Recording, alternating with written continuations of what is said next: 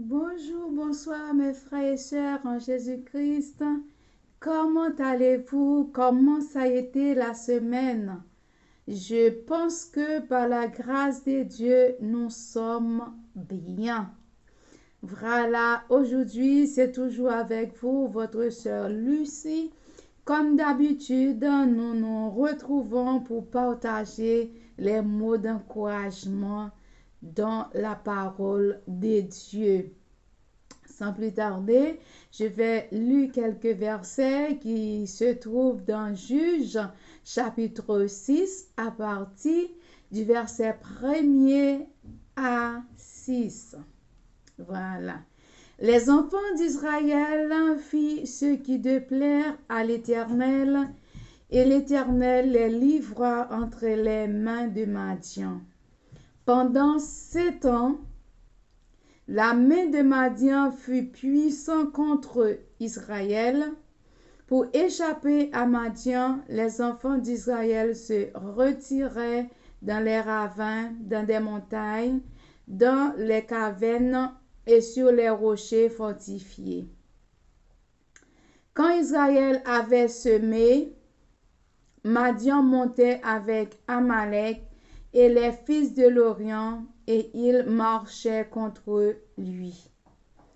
Ils campaient en face de lui, détruisaient les productions du pays jusque vers Gaza, et ne laissaient en Israël ni vivres, ni brebis, ni bœufs, ni ânes.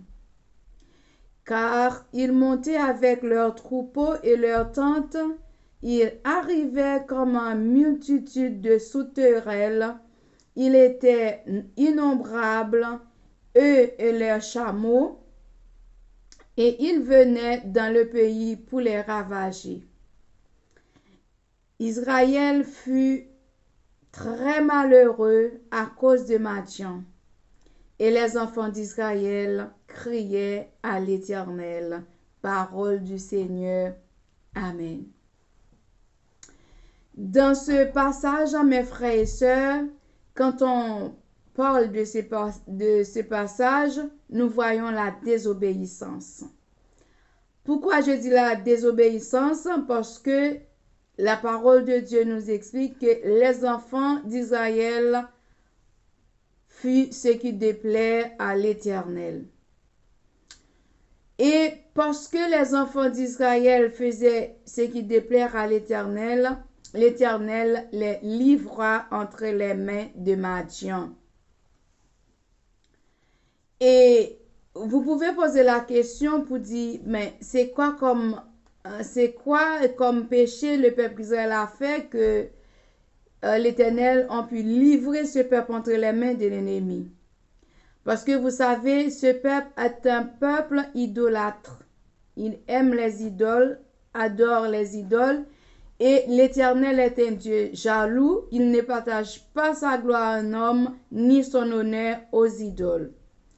C'est pour cela l'Éternel a livré le peuple entre les mains de l'ennemi. Les Madians, ce sont les adversaires qui se dressent devant le peuple d'Israël. Et vous pouvez poser la question, c'est quoi les Madians? Les Madians est l'un des fils d'Abraham, de sa concubine Ketura. Ses descendants et les Madianites s'installaient à l'est du Jourdain entre la mer Morte jusqu'à la péninsule du Sinaï au sud. Et Moïse, accueilli par les prêtres, s'est tribus après avoir pris la fuite, mes bien-aimés. Les Madians ont envahi le peuple d'Israël, on peut dire comme des bandes de bédouins ou maraudeurs. Si vous ne pouvez pas dire les bédouins, les maraudeurs, on peut dire ils viennent comme des bandes de souterrains pour ravager tout ce que le peuple d'Israël a possédé. La parole de Dieu nous a expliqué que la main de Madian était tellement forte, était tellement puissante contre le peuple d'Israël. Le peuple d'Israël s'est retiré pour aller se cacher dans des trous, dans des grottes, dans des cavernes pour échapper entre les mains de Madian. Et la parole de Dieu nous a expliqué et dans le verset 7, dans le verset 3, dis-je, quand Israël avait semé, Madian montait avec Amalek et les fils de l'Orient et marchait contre lui. Ça veut dire que tous les semences que le peuple Israël ont pu faire, c'est pas eux qui les récoltaient, ce sont les Madians, ce sont les ennemis qui les a récupérés. Vous savez, cet Amalek-là ont déjà attaqué le peuple d'Israël à Rephidim. Si vous lisez dans Exode chapitre 17 à partir de verset 8 à continuer, cet Amalek-là était déjà fait le surface avec le peuple d'Israël. Parce que vous savez, Amalek est un ennemi et chané contre le peuple d'Israël, est un ennemi juré de Dieu puisqu'il ne voulait pas voir les enfants de Dieu. Mais c'est même Amalek-là retourné faire surface dans ce passage-là. Quand les Madians ont vu comment que le peuple Israël ont peur d'eux, ils savaient qu'Amalek était un guerrier qui peut les aider à combattre le peuple Israël. Ils allaient demander aide avec Amalek de venir faire surface avec le peuple d'Israël. Mais bien aimés, la désobéissance n'est pas bon pour les enfants de Dieu. Nous qui sommes enfants de Dieu, il faut que nous fassions très attention à la voix de Dieu quand Dieu parle. Quand Dieu parle, il faut que nous écoutons et de mettre en pratique. Ce sera bien pour notre vie, pour notre marche avec Christ. Comme ça, quand nous sommes des enfants obéissants, nous fermons toutes les portes contre l'ennemi.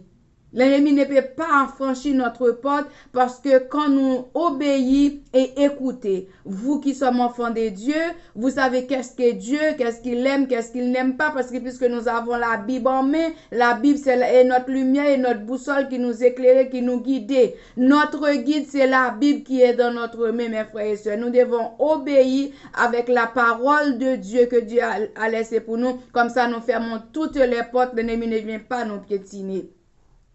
Il y a des personnes qui peuvent me dire, mais c'est Lucie, qu'est-ce que tu racontes? Moi, dans le pays que je suis, je fais pas de semences. La semence, c'est des personnes qui ont pu faire des semences et faire des jardins pour planter des plantes, soit manioc, le riz, l'haricot et tout. Vous pouvez pas... vous qui retrouvez dans un pays que vous ne pouvez pas faire cette semence-là, mais nous faisons beaucoup de semences aussi qui ne sont pas des semences que le peuple Israël a fait.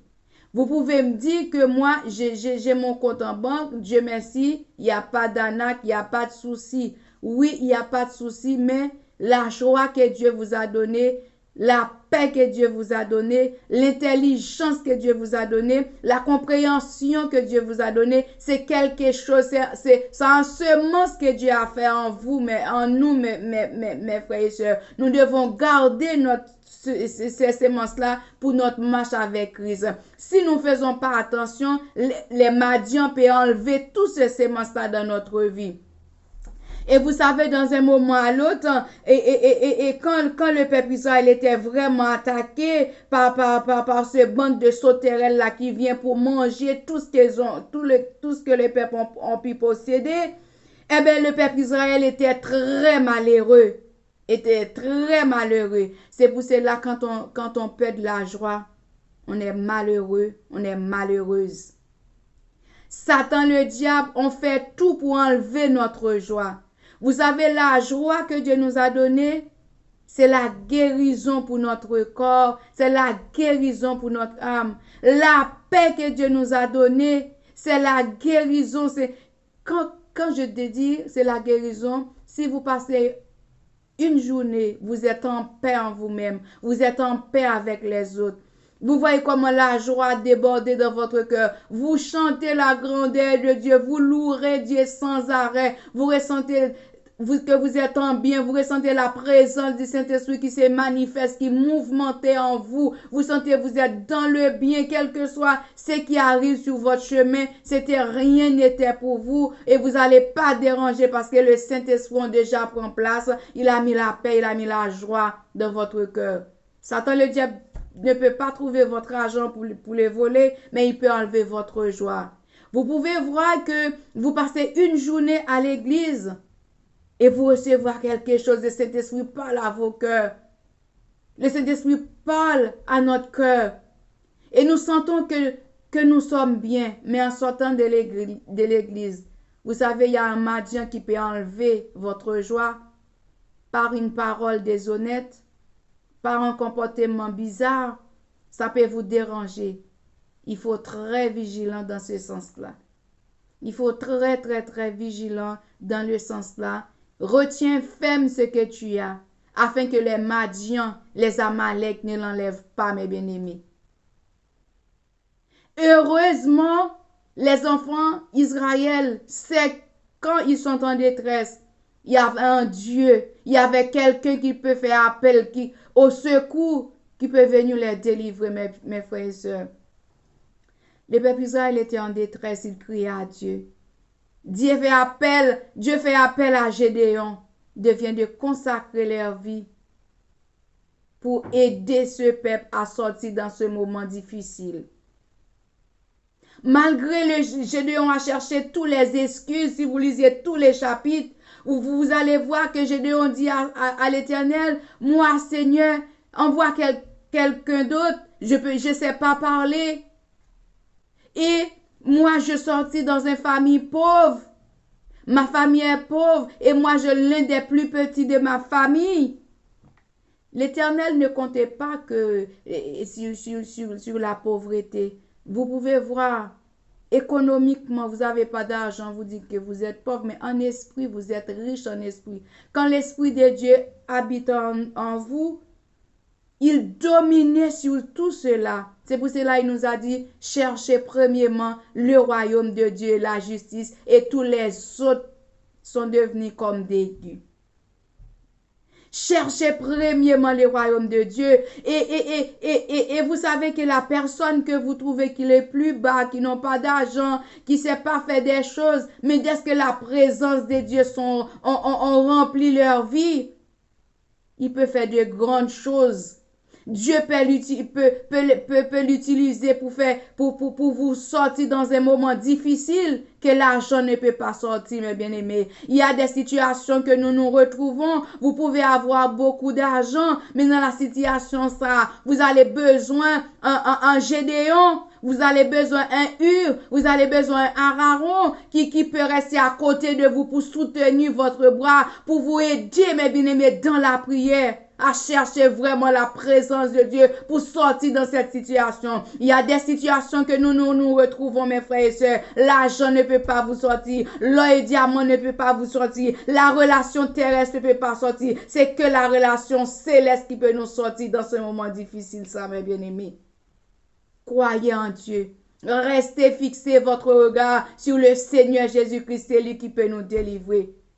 Et si vous lisez tous les chapitres, vous allez voir dans les versets suivants, à partir de verset 25, comment l'Éternel a pu parler à Gédéon. C'est bien quand nous avons des oreilles nettoyées, qu'on peut entendre la voix de Dieu qui parle. Et l'Éternel parlait à Gédéon pour dire à Gédéon, cherchez des veaux, de faire des sacrifices devant mes yeux. Pour que vous trouviez la force de renverser tous ces autels, tous l'ennemi qui se dresse devant le peuple Israël. Gédéon a fait tel que les maîtres ont pu demander. Et l'Éternel ont donné la puissance, le pouvoir, l'autorité à Gédéon de renverser tous les autels des Madians, d'écraser, de briser toutes les choses qui représentaient impossibles pour le peuple Israël. Mais avec Dieu, par la grâce qu'il a mis en Gédéon, tout s'était passé bien facile. L'Éternel a besoin en Gédéon ce matin. Ma sœur qui me regarde, mon frère qui me regarde dans ce moment. Si vous vous mettez en consécration, même chose que l'Éternel fait avec Gédéon, il peut le faire pour vous. Combien de nous, l'ennemi vient nous déranger nos enfants, vient pour troubler nos enfants. Mes frères et sœurs, si vous n'avez pas d'âne, si vous n'avez pas vraiment la semence de la terre, les récoltes, Satan le diable va rôder autour de vos enfants. Les enfants est un cadeau que Dieu nous a donné. Il faut prier de chercher la présence de Dieu. Que Dieu puisse conserver la vie de nos enfants, découvrir nos enfants dans le sang de Christ, de cacher nos enfants dans le sang de l'agneau, afin que Satan le diable ne l'empêche pas d'arriver. Vous savez, le plan de l'ennemi, il rôde autour de nous. À chaque minute, à chaque seconde, à chaque heure. Il rôde, il cherche à qui il dévorera. Il faut rester en éveil, mes frères et sœurs. Restez en éveil pour vos amis, pour vos enfants, pour votre mari, pour votre femme, afin que Dieu puisse nous donner la victoire sur le plan de l'ennemi. Car il nous a dit, voici, je vous ai donné le pouvoir de marcher sur les serpents, sur les scorpions, sur toute la puissance de l'ennemi. Rien ne pourra vous nuire. Laisse-moi vous dire, vous qui êtes enfants de Dieu, chacun de nous qui a accepté Jésus comme sauveur et Seigneur, d'une manière à une autre, nous avons un Amalek, nous avons un mendiant qui vient nous attaquer, mes frères et sœurs. Restez dans la prière, quoi qu'il arrive. Restez chercher la présence de Dieu pour que l'Éternel puisse vous délivrer de tous ces ennemis-là. L'Éternel a pu délivrer le peuple d'Israël parce qu'il était crié à l'Éternel. Et quand vous avez des soucis, ne plaignez pas vers un ami, ne plaignez pas vraiment vers les autres. Va dans ta chambre. Ferme la porte derrière vous. Prie votre Dieu et votre Dieu peut vous délivrer, mes frères et sœurs. Je vous garantis, si vous criez à l'Éternel, l'Éternel vient à notre secours. L'Éternel entend quand les malheureux crient. Il le sauve de toutes les détresses. Mes frères et sœurs, dans votre calamité, dans votre souffrance, dans votre avec cet ennemi-là qui se dresse autour de vous, vous ne voulez pas crier à l'Éternel? Ne criez pas à celui-ci. Celui-ci peut-être ne peut pas vous aider. Je peux prier pour vous. Même la prière que j'ai faite, ce n'est pas moi qui exauce la prière. C'est l'Éternel des armées qui exauce la prière. Crie à l'Éternel, mes soeurs. Crie à l'Éternel, mes frères. Il peut nous délivrer. Il peut nous sauver de toutes ces détresses. J'ai compté sur vous, mes amis. Quand nous avons des soucis, la première personne que nous devons rechercher, c'est le Dieu Tout-Puissant, le grand créateur de l'univers, lui qui nous a créés à main forte et à bras étendus. Faites confiance à Dieu, il vous sauvera, il vous délivrera. De la même manière, il a délivré le peuple Israël. Il peut nous délivrer. Il est le même hier, aujourd'hui, éternellement. Soyez bénis, soyez fortifiés et je vous dis à la prochaine pour une prochaine vidéo. Cet Amalek-là qui a fait face avec vous, luttez contre lui. Vous savez, excusez-moi, j'ai oublié de vous dire une chose. Les Madians étaient tellement attaqués le peuple Israël dans Nombre chapitre 25 à partir de verset 16 à 18. L'Éternel a parlé à Moïse, il a dit à Moïse, parce que les Madians ont fait des ruses, tue-les. Je vous invite, après ces passages-là, c'est vous qui va choisir. Est-ce que vous rigolez avec l'ennemi ou est-ce que vous prenez l'ordre que l'Éternel a dit à Moïse de faire avec ces ennemis-là? Il n'est pas votre ami et vous aussi, il ne faut pas considérer comme un ami. L'ennemi, c'est l'ennemi. Tôt, un jour à un autre, il va vous faire un coup. Restez vigilant, restez en éveil. Priez, veillez. Il y a un autre qui chante en chant qui dit prie, agis, jour après jour. Sans brancher sur ton sauveur avec amour, sois fidèle, obéissant, et le maître rendra ton travail puissant. Voilà, soyez vigilants, priez, veillez au nom de Jésus. Amen. Sois bénis. C'était avec vous votre sœur Lucie.